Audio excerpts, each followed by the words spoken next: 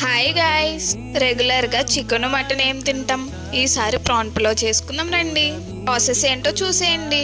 మీరు కూడా ట్రై చేసి ఎలా ఉందో కామెంట్ చేయండి.